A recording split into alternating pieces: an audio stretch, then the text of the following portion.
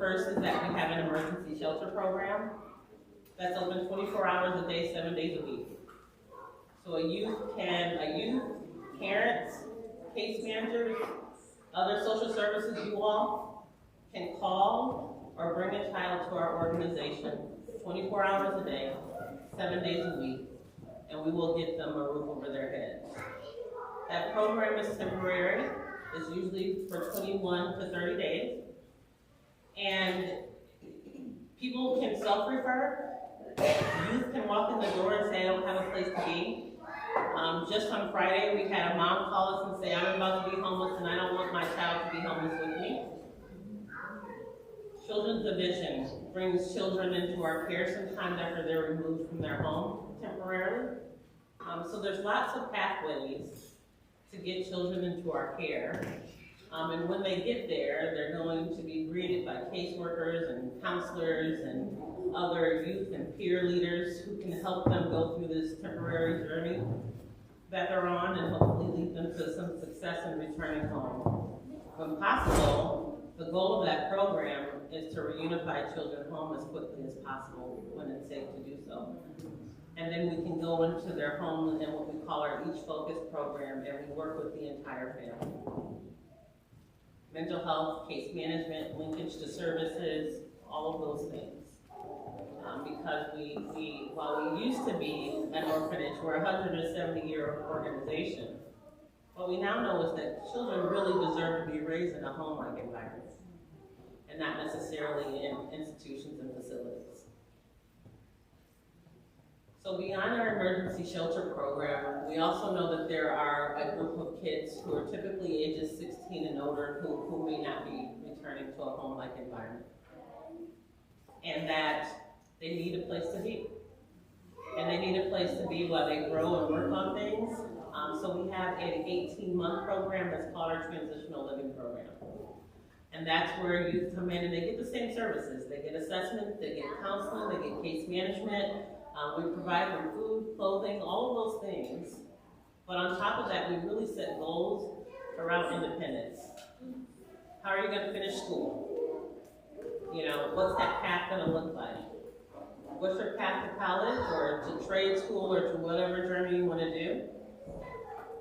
You know, what career do you see yourself in? How do you get your license? Right? How do you get your ID? How do you do all of those things and have all of those experiences? We host prom. We do all of those things that we anticipate happening in our journey to adulthood when we're in high school. And most recently, we expanded some of our programs to be a street outreach program because we recognize that while we have a beautiful facility that sits on 22 acres of land and has a full gymnasium and a kitchen to teach kids how to cook and music studio and all these wonderful things, that we have to come outside of the walls of our building and be in the communities where our clients are. That we want to interact with them and their families and the places in which they live.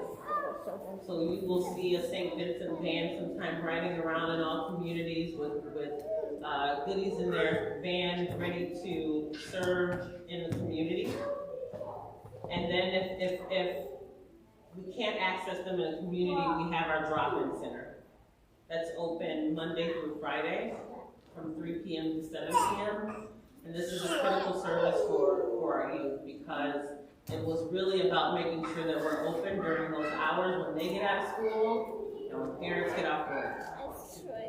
That they need a safe place to be, that they can come into this program and get access to art therapy, case management, tutoring, educational courses, and then have a little bit of recreational fun, right? It's a safe place for our children to be Monday through Friday after school, and we're seeing those numbers increase for youth who are in our care. So those are the programs that we are today, but as I said, you know, we're in the middle of this visioning process. Well, I have some idea of where we're going. I tell you that our new vision is centered around collective impact. It's about making sure that resources are accessible. We're in a great location. that's really close to North St. Louis City, right in North St. Louis County. And it was about making sure that we maximize the potential of this huge building that we have, that we bring in supports and services so that people can access things in a one-stop shop. The second thing is that we really take a look at this housing component, and we think about housing in terms of our youth, because we're a youth service organization, but that we're smart about it, and that we don't say, let's build some housing and put a bunch of 16 to 17-year-olds in apartments by themselves and tell them to be well. Right? So we wanted to make sure that we have housing that's intergenerational, that gives them access to people who can teach them about life's experience and challenge them to set goals for themselves and have different interactions and build connection to their community, right? And the third piece was that we have historically called ourselves a child welfare organization, but then we looked deeply and said, oh my goodness, the child welfare system has been overwhelmed with cases that really don't belong in the child welfare space. And that we have done a poor job of calling poverty neglect. And that as an agency, we want to make sure that we position ourselves to lift some of the burden that exists in our child welfare system.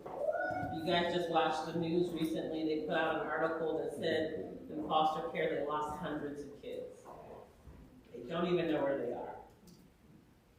And because all of these cases have overwhelmed the system that was never meant to carry. And that if we think about poverty, issues related to poverty, doesn't mean that a parent is neglectful.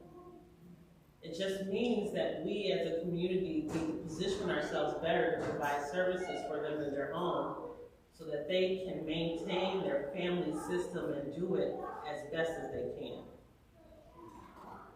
So St. Vincent is on a journey to make sure that we become an organization centered around family well-being, and that we make access to resources and services free of charge and accessible, and that we do it in a way that isn't around being at work from 9 to 5. I don't work a 9 to 5 job. We're in a 24-hour facility. That's because our services are needed 24 hours a day, 7 days a week. And if we want to make impact, that we need to make sure that all services are accessible during those hours. So it's been an extraordinary journey. I joined St. Vincent 2 years ago. It's an exciting time, I think, to be a part of mission-focused work that is collaborative and connected, that focuses on our neighborhoods and our community, that focuses on our youth, so that we can continue to impact the lives of the people we serve from generation to generation. Now, I can talk to you guys about this stuff all day, because I love it. But I want to see if any of you have any questions for me. My name's Brian.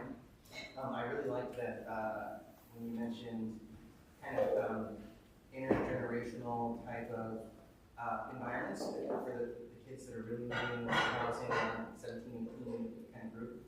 That's a really cool idea, and I have wondered, what were you thinking along trying to make that intergenerational thing happen? Like, are you thinking like older volunteers who might kind of be like live-in roommates of a sort, RAs, if you will? Yeah, I think we, are thinking lots of things. So keep in mind that we have 22 acres of land, and a lot of it is green space, and it left for open possibilities for us. And we know that there's not only a need for our youth, but there's also a need for seniors. There's also a need for families together, and that most families right now are living in multi-generational housing, right? Where there's parents and grandparents and children all living together because housing is unaffordable, quite frankly. And I think that we became open to the idea of possibilities, and that there may be you know, someone who is an individual by themselves, who may need a roommate to do this and do it well, and maybe we'll mix a young person with someone a little bit older than them.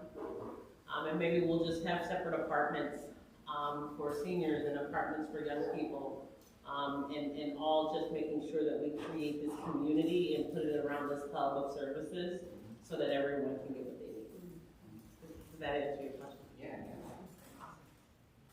So I'm hearing you talking about, other services and providing for 24/7 services.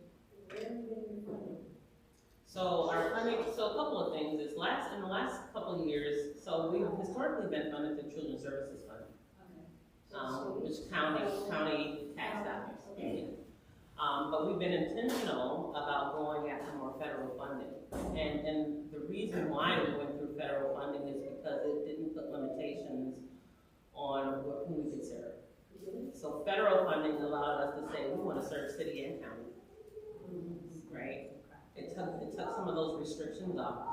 And it wasn't only city and county, because sometimes, for most federal funding, it says that we can serve anyone in the state. So it wasn't uncommon, if you think about the rural areas that sometimes lack services, it's not uncommon for them to call St. Vincent and say, listen, I got a kid, they're three hours away, but we have no place for them to be, can you take them? And we wanted to remove those barriers where we were saying no to people. And that's what federal funding has allowed us to do. Are you from St. Vincent's Hospital? We are not.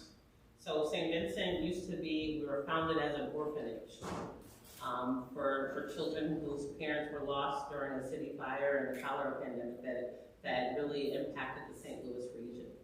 And we've been lots of things on our journey. We've been a school, we've been a residential treatment facility, but we've always been an organization that shifted our programs to meet the needs of the community, and that's exactly where we are today. And where are you located?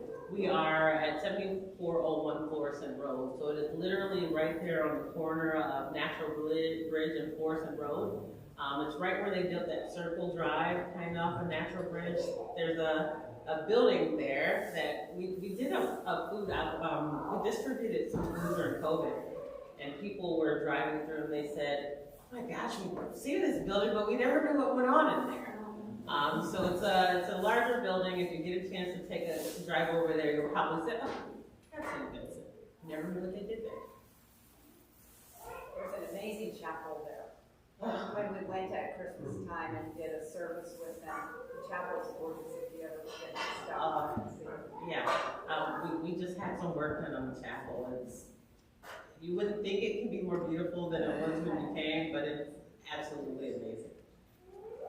So do you do some of the schooling on site, or do you get times that you take some of the kids that drop in high school or whatever else? Yeah, so the first path for us to take is that the children who come into our care, lives have been so disrupted that it's important for us to try to maintain them in the schools that they're in, where their friendships are, where their relationships have been built, where the teachers that they know. So we try our best to keep them in their school that they come to us from.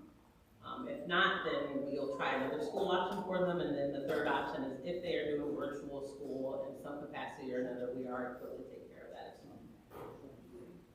You had talked very briefly about a van that you'll see in neighborhoods. Are you like passing out care packages, or what is it? We are. We're passing out care packages. It typically is for homeless youth, so we think about things like hand sanitizer, wet naps, masks, granola bars, some perishables, some waters, gloves, those sorts of things, and it changes depending on the weather. Okay, so like if it was frigid weather, you would pass out hats and gloves and that kind of thing. So is that kind of thing often done by volunteer churches? Absolutely, absolutely. So churches really have been significant in helping us throughout the years for meeting the needs of our youth. And these are some of the basic needs, right? So we talk about hygiene products, we talk about these small items that we give out in these baggies that we take around in the community, hats, gloves, undergarments for women, and young girls, or those sorts of things. We, those basic needs that you can think of, socks, hats, all of those things are things that really the churches have really been instrumental in making sure that we have in our facilities, and including towels. Sometimes people do towel drives for us. I don't know what our kids are doing with the towels. I swear they're eating. Because we go through towels like crazy, but those are the things that the churches really do.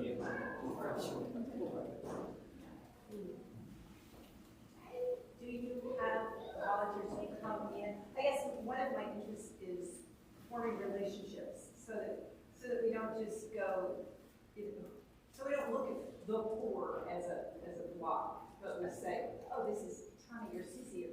Do you have opportunities for people to come and be with the people who are in the house? Absolutely, absolutely. So the best path, so Children's Division, while we love them, put a lot of restrictions on us, and I want you to know the restrictions are for the safety of our kids. And so if you wish to volunteer in what is our housing component of things, you will go through an extensive background check. You will get fingerprinted. There's all kind of physicals. There's all kind of extensive things, and to be quite frank, it's what's needed, right? Because we are in the care of someone else's children, and so who we bring into the building is really important. And so there's plenty of opportunities for volunteers to come in that capacity. Volunteers do other things for us as well. Like we have a group coming in and redoing the library that we have in that building. And then there's also volunteerism in the DropIn Center. Now, you're still going to get background checks in the DropIn Center. And the state has now taken over background checks. So they run your fingerprints. They send us a letter that says this person is approved to be in the business. And that's helpful for all of us. And so you're still going to go through a background check in the DropIn Center, but for the DropIn Center is where you're going to get access to all sorts of children from the community who just are dropping in for the day. They may be a client of ours, they may not be. They may have just walked in and need a place to be for a few hours, or a friend referred them to, and that's where you do honestly, that's where all the fun stuff happens. That's where the gym is, that's where the play studio is, that's where all of those other activities take place in the DropIn Center. So we also do other things throughout the year. Last year we did our first National Night Out, which was amazing. I never put past my team what they will do. They had a helicopter land in the backyard. I was slightly concerned, but it worked out well. But there's tons of volunteer opportunities. We did our first annual prom last year, where churches donated prom dresses, and I tell you, we had a group donate suits, and it was honestly one of the best things that I've ever seen. Because I watched this young lady walk in, and she laid her eyes on a dress. And ladies, you know how it goes. Sometimes you see a dress and it doesn't fit. But this young lady laid her eyes on the dress, and she put it on, and it fit her perfectly. And she just spun in a circle, and she said, "Oh my gosh, I feel beautiful." And it was just such a perfect moment for us at the organization. So there's tons of opportunities and ways to get involved, whether it's doing something with literacy, donating a dress, your time, resources. There's just tons of ways to get involved. Are you sneaky? I want to take a picture, but I don't want to interrupt. Keep talking. What would be the best way to pursue that or inquire about that? So a couple things. One, I'm going to leave my business card here with you all today. Okay. But we have a volunteer coordinator. Her name is Deanna Carpenter. And Deanna will help you all with the application process. She'll get all that paperwork filled out for you and help get that all set up so that the state can have you do the fingerprints and the background checks and things that are required. And then we'll start talking about some of your passions and how that aligns with our mission, and get you set up going in a path that works well for you and our youth. Within your volunteer group, do you have things like people teaching them how to crochet, people teaching them how to sew? So to be honest with you, I don't know that we've done crocheting and sewing yet, but I know that they would love it. And so that's the kind of things that we're looking forward to. We have some amazing art therapists, and we're always wanting to bring new skills and opportunities for you. So we would love to have you join us. When you do like the art therapy, is there specific hours, like on a Saturday, or do you do that during the week after school? So we typically do it during the week after school. However, our art therapists are really flexible. They come in and they do weekend projects. If you come to St. Vincent, you'll see a huge mural now in our front of our building. The kids painted that. It's a project that we did over the weekend, several weekends in a row.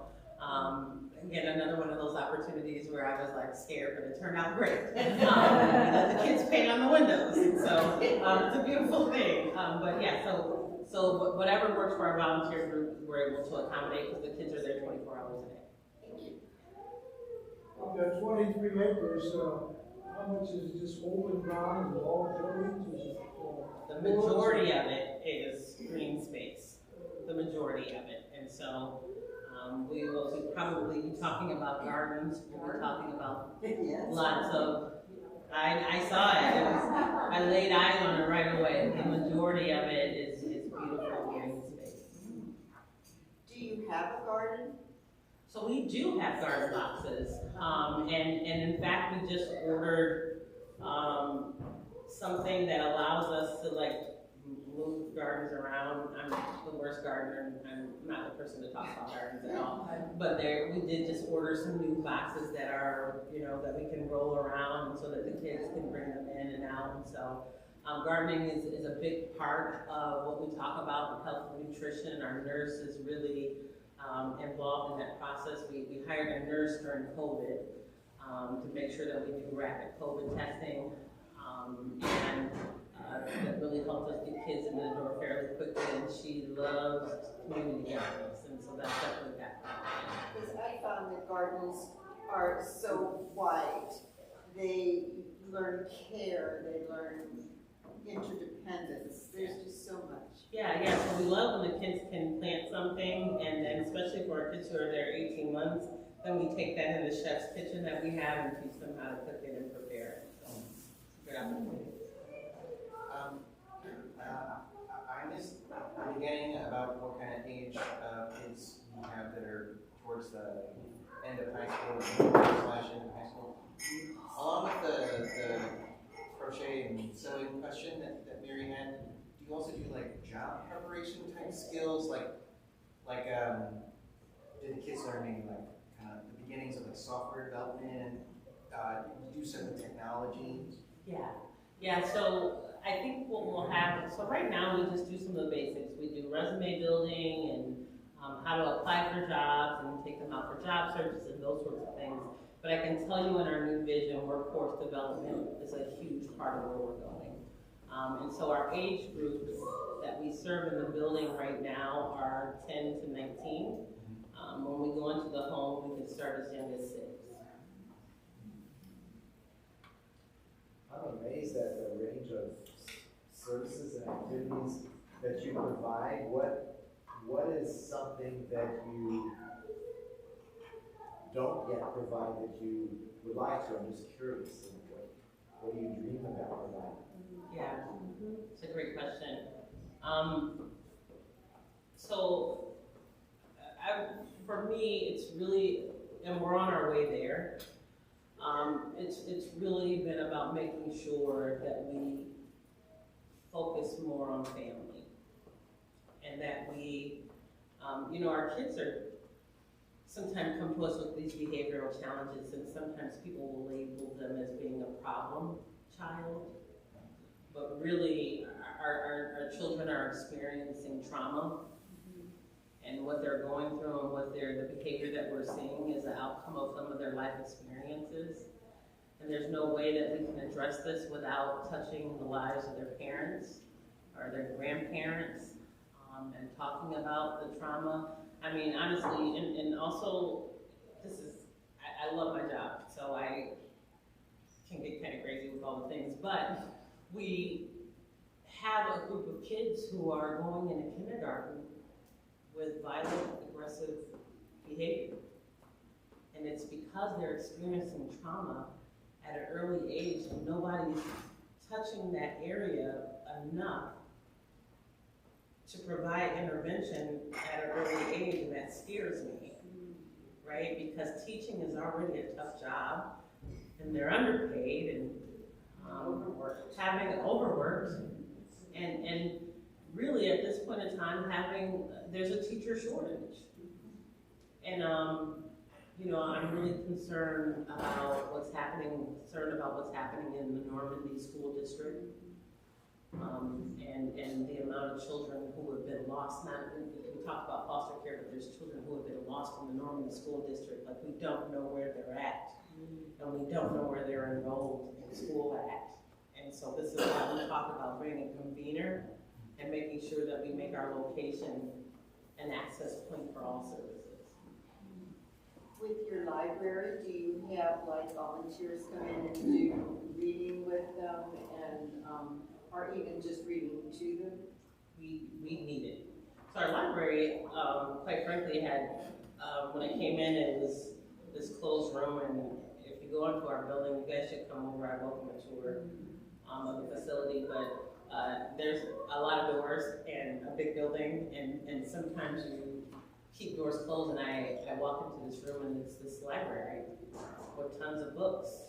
Now we have to make some adjustments because kids are technology now. They're like books. We use tablets. And so we wanted to redesign the space, and we're in the works of doing that to make it a comfortable space with beanbag chairs and all these things for kids to just come lounge around. And then we'll be bringing in volunteers to help us address some of the challenges that we've seen. We're getting close to noon, so we have time for maybe one more question. I just want to comment on something you said that has just struck me. We have done a poor job of calling poverty neglect. And a question I have is, that is such a discipleship question, I think, for us. How did Jesus see people? He didn't see them as blocks of poor black kids or poor Mexican kids or unruly rural white kids. He saw people. So do you have any, you don't have to answer off the cuff, but I'm wondering if we might investigate. We do a book study in the fall. We're looking at doing another book study. How we could read and educate ourselves on that issue, that poverty doesn't mean neglect. And what you see on the news every night, you can sit in your comfortable home and go, those parents, I cannot believe, what is it, where are the parents? Well, where are the parents? They're working 4 jobs, blah, blah, blah. So I'll get back to you, but does that interest you? And that's part of what we talked about at Requiem or Renaissance yesterday. What is the deeper question? There are a million things we could do in partnership with you. I can feel your energy and my excitement and your energy for the work that you do. And we will talk about that, absolutely. And I think the opportunity that Latosha has given us is, what's the deeper question? What is the poverty question underneath it that's leading to the need for all of this? So if I can give you a call, or if anybody on the committee, we can talk about that. Maybe give you a call and just kind of pick your brain on, maybe we could study that a little bit and learn a little bit more for ourselves. Anytime. I'd love to. Thank you all. Well, thank you so much.